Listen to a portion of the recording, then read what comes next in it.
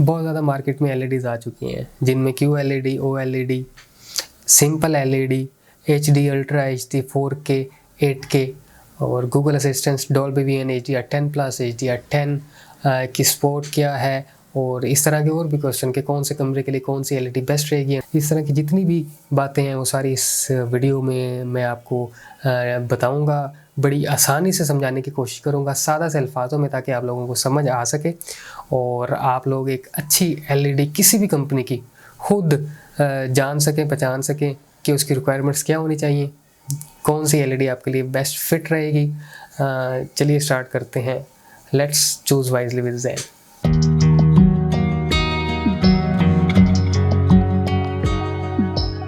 सबसे पहले मैं ये बताना चाहूँगा कि हम यहाँ पे एलईडी की जितनी भी स्पेक्स के बारे में ज़िक्र करेंगे, उसका ड्यूरेशन हम ये माइंड में रखेंगे कि हमने एलईडी जो भी लेनी है वो 4 से 5 साल के लिए लेनी है। लोग जिस तरह सेलफोन लेते हैं 2 से 3 साल बाद चेंज कर लेते हैं यूजुअली, इस तरह एलईडीज़ नहीं होती। ज़्यादातर लोग 10 से 15 साल भी एलईडी टीवी चेंज नहीं करते, और हम इसलिए इसकी स्लैब 4 से 5 साल रखेंगे कि आपने एलईडी लेनी है और 4 से 5 साल अपने साथ रखनी है। उसके अकॉर्डिंग हम डिसीजन करेंगे कि कौन सी एलईडी आपके लिए बेस्ट रहेगी। सबसे पहले हम बात करते हैं स्क्रीन रेजोल्यूशन की। एलईडी की स्क्रीन रेजोल्यूशन कौन सी होनी चाहिए? 1080p, जिसे हम एचडी भी कहते हैं। जिस तरह हमारे जितने भी टीवी चैनल्स हैं, ब्रॉडकास्टिंग चैनल्स, वो सारे चैनल 1080 प्रिंट के ऊपर वर्क करते हैं, और मैं आपको बिल्कुल भी सजेस्ट नहीं करूँगा कि आप 1080 प्रिंट वाली एलईडीज़ लें। ज़्यादातर ब्रांड्स के ऊपर जो उनसी सेल लगी हुई होती है एलईडी टीवी की, वो यही एचडी रिज़ल्ट्स के अंदर होती हैं, 1080p के अंदर होती हैं, लेकिन ये बहुत ज़्यादा आउटडेटेड हो गई हैं क्योंकि नई से नई टेक्नोलॉजी आ रही हैं। तो आपने 1080 नहीं लेनी, आप फुल एचडी एलईडी की तरफ जाएं। फुल एचडी एलईडी अगर आपने 32 से 40 इंच तक की एलईडी परचेज़ करनी है और आपका मिनिमम बजट को मद्देनज़र रखते हुए आप फुल एचडी को कंसीडर कर सकते हैं। एलईडी जितनी बड़ी होती जाएगी, पिक्सल्स उतने ही फटते जाएंगे, उतने ही स्ट्रेच होते जाएंगे। उसके लिए 4K अल्ट्रा एचडी आप लाजमी कंसीडर करें, क्योंकि एक बार अगर आपने एलईडी ले ली तो पैसे जितने आपने भरने हैं, लेट्स सपोज कि अगर आप 40,000 का आपका बजट है, तो आई रिकमेंड यू दैट कि 15,000 आप और ऐड कर लें, 20,000 ऐड कर लें, 4K की तरफ जाएं, ताकि 5-10 साल आपको किसी भी किस्म की कोई परेशानी ना हो।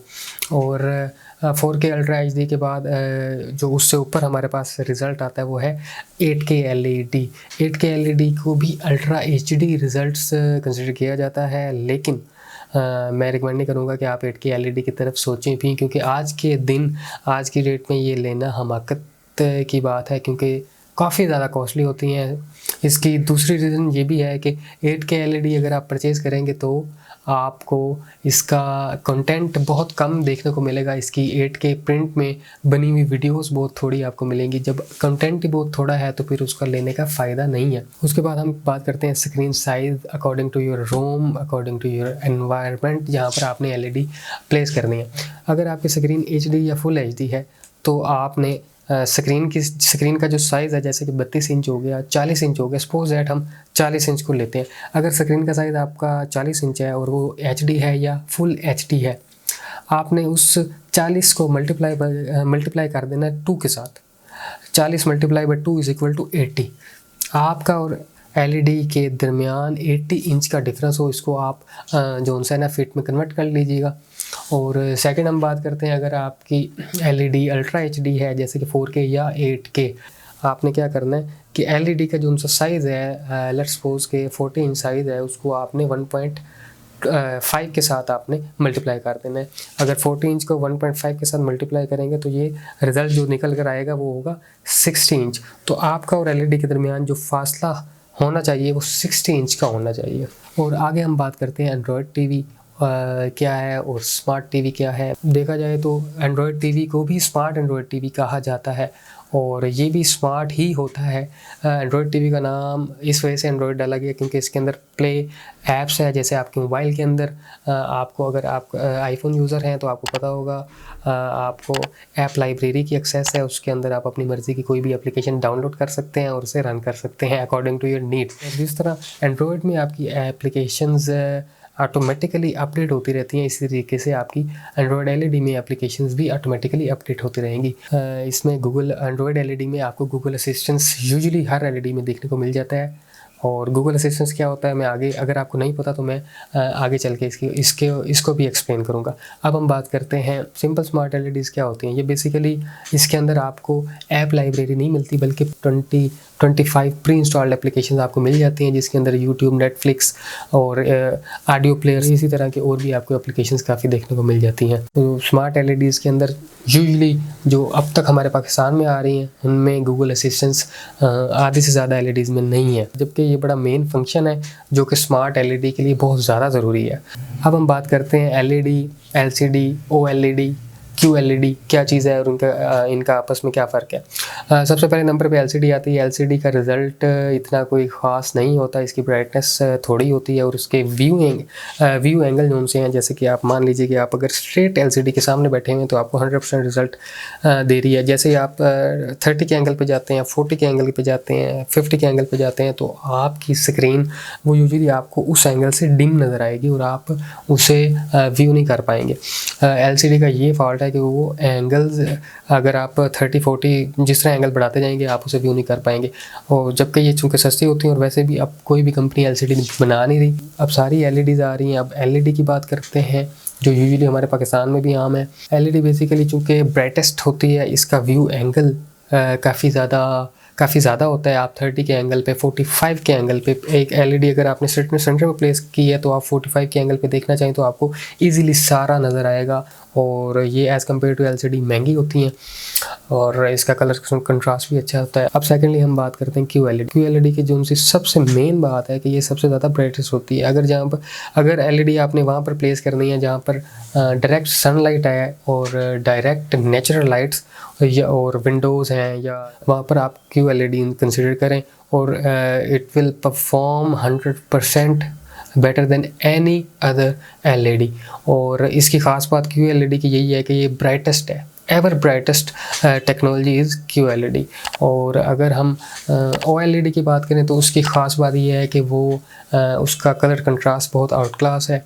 कलर कंट्रास्ट मीनिंग के ब्लैक एरियाज़ को ज़्यादा ब्लैक दिखाती है, ब्राइट को ज़्यादा ब्राइट कर देती है और ऐसे लाइफ लाइक व्यू जो उनसे है ना आपको प्रोवाइड करती है। ओएलईडी जो उनसे है एज़ कम्पेयर टू क्यूएलईडी ज़्यादा कॉस्टली होती है। ओएलईडी के पीछे जो उनसे जितने भी छोटे छोटे आप एलईडी, मिनी एलईडी बल्ब कह लें, वो जहाँ पर ब्राइट पार्ट है, जिस फ्रेम पे ब्राइट पार्ट है वही बल्ब जलता है और जिस फ्रेम पे बिल्कुल डल है वो बंद हो जाता है और जिस पे लाइट है उस पर वो लाइट जलता है। अब हम बात करते हैं कि HDR10, HDR10 plus and Dolby vision की सपोर्ट क्या होती है। बेसिकली सबसे पहले बात करेंगे हम सबसे पहला जो वर्जन है HDR10 है। HDR10 ये एक बेसिकली प्री इंस्टॉल्ड फंक्शन होता है एलईडी के अंदर, जो अगर आप इस फंक्शन को इनेबल करते हैं तो आपकी वीडियो, आपका फ्रेम जो उनसे बड़ा आउट क्लास निकल कर आता है। आपके जो उनसे डार्क एरियाज होते हैं वो ज़रा ज़्यादा डार्क हो जाते हैं, ज़रा ब्राइट हो जाते हैं, कलर कंट्रास्ट ज़्यादा अच्छा हो जाता है और ओवरऑल लुक बड़ी आउट क्लास होती है। HDR10 10 बिट कलर सपोर्ट करता है जिसके अंदर 1024 कलर शेड्स होते हैं और इसकी पीक ब्राइटनेस 1000 निट्स की प्रोवाइड करता है। और HDR10 के बाद HDR10 प्लस की बात करें तो ये पीक ब्राइटनेस 4000 निट्स की प्रोवाइड करता है और ये 4 गुना ज़्यादा बेहतर है सिंपल HDR से। ये HDR से भी 4 गुना ज़्यादा आपकी पिक्चर को कंट्रास्ट के अंदर, ब्राइटनेस के अंदर, हर चीज़ के अंदर इम्प्रूव कर देता है और बहुत ज़्यादा फ़र्क है और बहुत खूबसूरत बना देता है। और HDR10 चूँकि एक पूरी वीडियो फाइल के ऊपर जोन से ना एक बार अप्लाई हो जाता है, जबकि HDR10 प्लस जोन से है हर फ्रेम के ऊपर डिफरेंट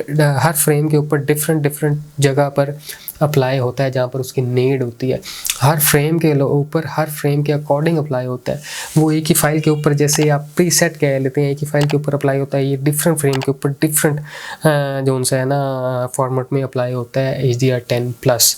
और इसकी पीक ब्राइटनेस जैसे कि मैंने आपको बताया 4000 की है और ये भी 10 बिट कलर शेड सपोर्ट करता है। थर्ड नंबर पे टॉप एंड वेरिएंट पे अगर हम बात करें तो डॉल्बी विजन की सपोर्ट है जो कि मास्टर है इन दोनों से उसकी जो उनसी पीक ब्राइटनेस है वो 12,000 निट्स पीक ब्राइटनेस को सपोर्ट करता है।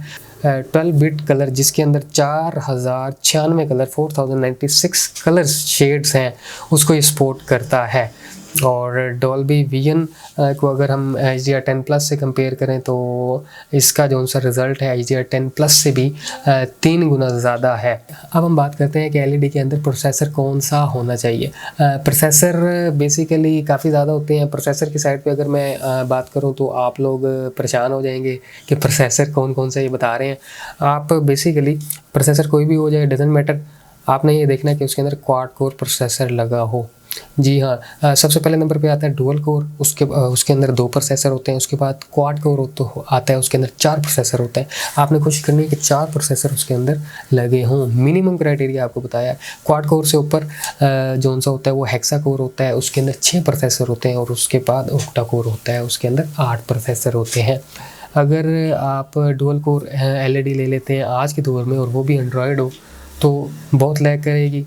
आप अगर फ़र्ज़ करें यूट्यूब ओपन करते हैं तो वो यूट्यूब 1 या 2 बार लैग करेगी, फिर ओपन करेंगे, फिर लैग करेगी, फिर ओपन करेंगे। अगर आपकी वीडियो चल गई तो चल गई, लेकिन नहीं तो जो उनसे ना परफॉर्मेंस में आपको काफ़ी ज़्यादा मुश्किल आ सकती है। अगर आपने अपने लिए एंड्रॉयड LED सेलेक्ट की है तो उसकी रैम मिनिमम 2 GB होनी चाहिए। स्मार्ट LED को इतनी ज़्यादा रैम की ज़रूरत नहीं होती। 1.5 GB मिनिमम क्राइटेरिया बताया है। 1.5 GB से नीचे 1 GB की तरफ बिल्कुल ना जाएं, बहुत ज़्यादा पछताएंगे। इसलिए मिनिमम क्राइटेरिया एंड्रॉयड टीवी है तो आप कहें कि मिनिमम आपके लिए 2 GB है। स्मार्ट टीवी है मिनिमम 1.5 GB है। रिफ्रेश रेट फ्रेम रेट होता है, जितना रिफ्रेश रेट ज़्यादा हाई होगा उतना ही वीडियो स्मूथ चलेगी, स्मूथ नज़र आएगी। और जो वीडियो स्मूथ चली नज़र आएगी उसका एक्सपीरियंस अपना ही होता है, उसका बड़ा मज़ा आता है। मैं कहूँगा कि आप 60 हर्ट्ज़ 60 फ्रेम पर सेकंड का रिफ्रेश रेट लाजमी होना चाहिए, नहीं तो 120 फ्रेम पर सेकंड हो तो वेल एंड गुड है।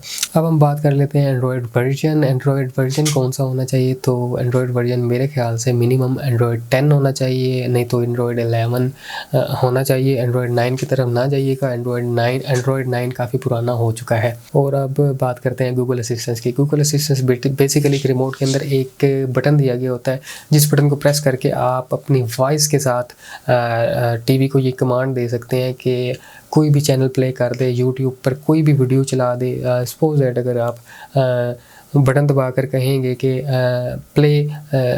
Play choose wisely with zen videos, तो वो मेरी वीडियोस लगा देगा, मेरी वीडियोस चला देगा। इवन दो कोई चैनल अगर आप कहते हैं तो वो चैनल लगा देगा।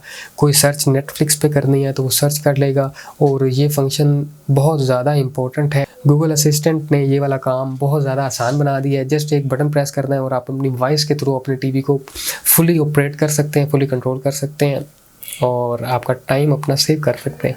उसके बाद हम बात करते हैं HDMI पोर्ट्स कितनी होनी चाहिए और USB पोर्ट्स कितनी होनी चाहिए। भाई HDMI पोर्ट्स 2 होनी चाहिए, USB पोर्ट्स 2 होनी चाहिए, मिनिमम बताया है। उसके बाद हम बात कर लेते हैं ऑडियो जैक की। अगर आप म्यूज़िक के शौकीन हैं तो मेक श्योर कर लें कि उसके अंदर ऑडियो जैक है। और अगर ऑडियो जैक नहीं है, कोई ऐसी LEDs भी होती हैं जिनके अंदर ऑडियो जैक नहीं होता। अगर ऑडियो जैक नहीं है तो मेक श्योर कर लें कि क्या उसके स्पीकर्स अच्छे हैं। मिनिमम 10-10 वाट के 2 हों, अगर 3 या 5 लगे हों तो वो दी बेस्ट है। उसमें ये होता है कि आपको उसके साथ साउंड बार लेने की ज़रूरत नहीं पड़ती। 10-10 वाट के 5 स्पीकर लगे हों, जिस तरह सोनी की कई ऐसी LEDs हैं उनके अंदर लगे हुए हैं, वो वाचिंग एक्सपीरियंस बहुत आउट क्लास बनाती हैं और साउंड बार की ज़रूरत बिल्कुल भी पेश नहीं आती। अगर आपने मेरा चैनल अभी तक सब्सक्राइब नहीं किया तो मेक श्योर कर लें इसे सब्सक्राइब कर लें। इस तरह के बहुत ज़्यादा अच्छा कंटेंट कोशिश करूँगा आपको मैं दिखाता रहूं और आपका बाइंग एक्सपीरियंस अच्छा करता रहूं। और काइंडली वीडियो अच्छी लगे तो लाइक भी ज़रूर कीजिएगा और अपने दोस्तों फ्रेंड्स फैमिली के साथ शेयर भी कीजिएगा। हो सकता है किसी का भला हो जाए, किसी को अगर इन्फॉर्मेशन नहीं है तो उसे भी इन्फॉर्मेशन मिल जाए। दुआ में याद रखिएगा। अल्लाह ताला आपको खुश रखे। Keep watching, keep supporting, choose wisely with Zain. अल्लाह हाफिज़।